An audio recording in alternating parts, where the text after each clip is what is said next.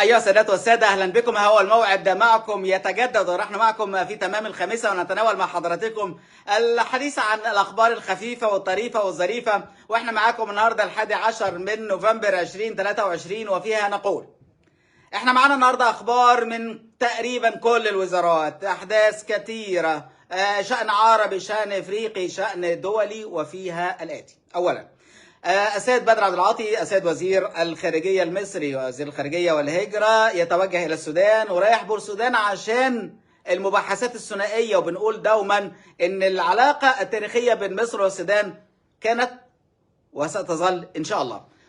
كمان عندنا حاكم إقليم دارفور أيها السادة والسادة. ده الكلام عن رئيس مجلس السيادة القائد العام للجيش سيد عبد الفتاح البرهان، بيقول لهم تقدموا إلى الفاشر. كمان أيها السادات والسادة، وزير الأمن القومي الإسرائيلي بن كفير بيوزع حلوى وشوكولاتة في احتفالا بإقرار قانون إعدام الإرهابيين. هو السؤال هنا هو توصيفهم إيه للإرهابيين؟ الإرهابيين اللي احتلوا الأرض، ولا الإرهابيين اللي بدافعوا عن الأرض، أرضهم وعرضهم ومكانهم؟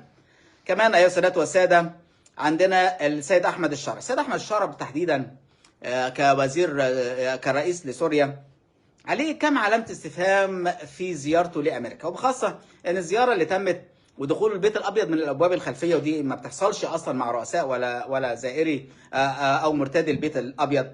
والنقطة الثانية أنه يعني حتى وجوده وقعدته وجلسته بالانحناء، يعني هو مش قاعد واخد وضعه في الكرسي قدام ترامب، ده قاعد كأنه مدرس وتلميذ بياخد منه رسالة. ما تم الإفصاح عنه من خلال لقاء السيد أحمد الشرع وترامب امبارح. يعني عارف حضرتك ان هو يعني المسموح بيه من الصور هنقولها لكم، واللي احنا هنقوله عن الاخبار، لكن مفيش صحفيين، مفيش مؤتمر صحفي، مفيش اعلان عما تم في لقاء الامس. طب هو ناس بتقول ان دي اهانه لاحمد الشرع واشياء من هذا القبيل.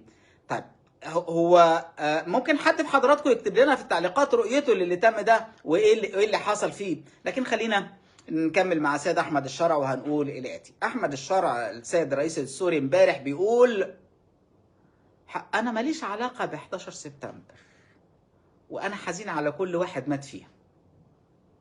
نعم، طيب ماشي. حاجه ثانيه برضو بيخص احمد الشرع، ان سيد اردوغان الرئيس التركي بيرفع الحظر او تجميد اصول احمد الشرع الرئيس السوري، وكمان وزير داخليته انس خطاب. ده فيما يخص الشأن السوري. فيما يخص لسه في تركيا، ماشي، لسه في تركيا هنلاقي في تركيا 20 طائرة مقاتلة تركيا بتسعى لشرائهم، اللي هم من يورو فايرز تايفون. ده يعني طائرات بتستعين بيها تركيا من بريطانيا. كمان خلينا من تركيا هنروح برضو، خلينا في الشأن المحيط الإقليمي المحيط بينا. هتلاقوا واحنا بنتكلم عن إيران، هتلاقوا صحيفة نيويورك تايمز بتتكلم على ان إيران أيضا بتسعى ان هي في توقيت ما تكون عندها القدرة ان هي تطلق 2000 صاروخ مرة واحدة، حالة الايه الاعتداء او حالة تبادل الاعتداءات ما بينها وبين اسرائيل. لكن 2000 صاروخ مرة واحدة ودفعة واحدة طبعا دي محتاجة العديد من التجهيزات. لكن هتلاقوا في المقابل انه المانيا، ده طبعا وفقا مجلة اسمها ديفنس نيوز، بتتكلم على ادماج صواريخ متطورة. الصواريخ دي هتكون اعتراضية لاعتراض او اعتراض الطيارات المسيرة او اسقاطها، وده طبعا او تتبعها او شيء من هذا القبيل. ده برضو بيتكلم على التسليح اللي يعني اللي بتتمتع به العديد من الدول، وده طبعا اللي بيقول انه الحرب عن بعد والحرب الوكاله او شيء من هذا القبيل هي الاكثر شيوعا في الحروب الحاليه، او كمان هيزداد اكثر في الحروب المستقبليه.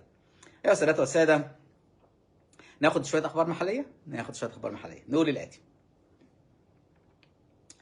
الرئيس السيسي بيستقبل رؤساء وقيادات 52 من كبرى الشركات المصرية والعالمية، ده في مجال صناعة اسمها صناعة التعهيد، ده في قطاع الاتصالات وتكنولوجيا المعلومات، ودي عشان مصر بتستضيف القمة 9 و10 نوفمبر الجاري. كمان محليا هتلاقوا الآتي. السيد نائب رئيس مجلس الوزراء ووزير الصناعة السيد الفريق كامل الوزير بيوقع مذكرة تفاهم مع وزير النقل السعودي. برضه بيتكلم على التعاون المصري السعودي في مجال النقل. السيد وزير التربية والتعليم السيد محمد عبد اللطيف بيوجه بتطوير ورفع كفاءة التوجيه الفني. السيد الدكتور خالد عبد الغفار وزير الصحة ونائب رئيس مجلس الوزراء بيتشارك مع النظير الهندي عشان بحث سبل التعاون في توطين صناعة الدواء واللقاحات. كمان هتلاقوا السيد محمد جبران وزير العمل بيعتمد اكتر من 3 مليون جنيه كدعم للاصابات العمل او الاعانات او بدل الحوادث واشياء من هذا القبيل كتعويضات لمين بقى؟ للعماله غير المنتظمه. ده بقى اجراء غير تقليدي، انا شايف من الحاجات المحموده، لكن رغم تواضع المبلغ 3 مليون جنيه لكن برضه احنا بنتكلم على جزء من موازنه الدوله او الوزاره مش مع العماله المنتظمه، لا بنتكلم على العماله غير المنتظمه. السيد وزير التعليم العالي اجتماع مع المجلس الاعلى للجامعات، وده كان تم في جامعه ساكسوني، وبيتكلم على تنظيم زيارات طلابيه للمتحف المصري الكبير. نتكلم كمان هتلاقوا سيد وزير ده بحضور وزير التخطيط والتعاون الدولي، هتلاقي سيد وزير الكهرباء والطاقه المتجدده بيترأس اجتماع الجمعيه العامه للشركه المصريه لنقل الكهرباء. احنا بنتكلم في استثمارات حوالي 45 مليار جنيه. السيد رئيس مجلس الوزراء بيستعرض ترتيبات انطلاق مهرجان حديقه تلال الفسطاط الشتوي اللي هو 2025. احنا بنتكلم يا جماعه على احداث في العديد من الوزارات. السيد وزير الموارد الدوله للموارد المائيه والري بيقول ان احنا بنواصل الاجراءات وازاله التعديات على نهر النيل.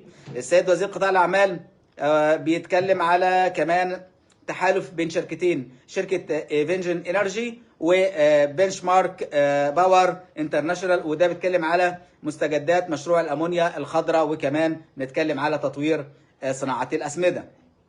هتلاقوا السيد وزير الزراعه واستصلاح الاراضي بيبحث الاستثمارات العربيه في المجال الزراعي، وده تم مع رئيس الهيئه العربيه للاستثمار وكمان مدير المنظمه العربيه للتنميه الزراعيه. ده يعني بنتكلم على العديد من الوزارات فيها أنشطة مختلفة ومتنوعة. كمان هناك مشروع مقترح من شركة هيونداي روتيم الكورية الجنوبية، ده لإنشاء أول خط ترام في العاصمة الإدارية أو في الشرق الأوسط أو في مصر. احنا بنتكلم على بيشتغل بالهيدروجين الأخضر، وبنتكلم على إن ده هيتم داخل العاصمة الإدارية ومن خلال كام؟ 29 محطة. يا سادة وسادة، دي أبرز الأخبار المحلية والعالمية لدينا، لكن تعالوا ناخد شوية أخبار خفيفة. ماشي. اولا يعني كان في 3 موظفين رايحين يحصلوا رسوم الكهرباء في فيلا في التجمع، تم اطلاق انا اسف يعني كلب عليهم، وتم واصيب ال3 موظفين، ده من خلال كلب حراسه تعدى على 3 موظفين بشركه الكهرباء خلال تحصيل فاتوره الكهرباء في فيلا في التجمع الاول. احنا بنعرف وسمعنا كتير، واحنا طبعا بنتكلم دلوقتي عن المرحله الاولى في الانتخابات مجلس النواب في ال 14 محافظه اللي احنا قلنا لحضراتكم عليهم. لكن لما ناس اتكلمت ومسمى المال السياسي، زمان كانت الاخوان تستخدم كيس السكر وكيس الرز وازازه الزيت. طبعا هو تم الموضوع بس اتعمل بالشياكه شويه دلوقتي كرتونه الانتخابات. فطبعا ده تم مواجهته من قريه في اسيوط في سوهاج، يعني قعدوا يفتحوا ويفرتكوا كراتين المرشحين رفضا لما يطلق عليه المال السياسي.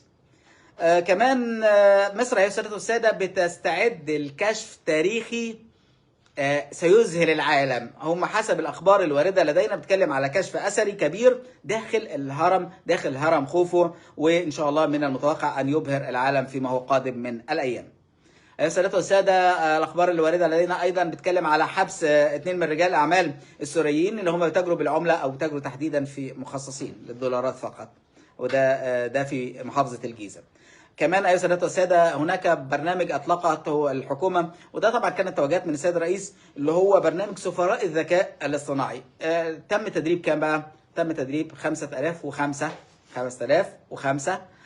من الخريجين اللي نجحوا في هذا البرنامج، اسمه برنامج سفراء الذكاء الاصطناعي. ده الأخبار الطريفة والظريفة لدينا، لكن نختتمها بخبر ربما يسعدكم أيها المصريون. أفيخاي أدروي أفيخاي أدروعي المتحدث باسم العدو الإسرائيلي باللغة العربية تم إقالته من منصبه بعد كام؟ بعد 20 سنة. أفيخاي باي باي. أيها السادة والسادة، دمتم بخير. في الغد إن شاء الله يوم جديد و7 دقائق في تمام 5.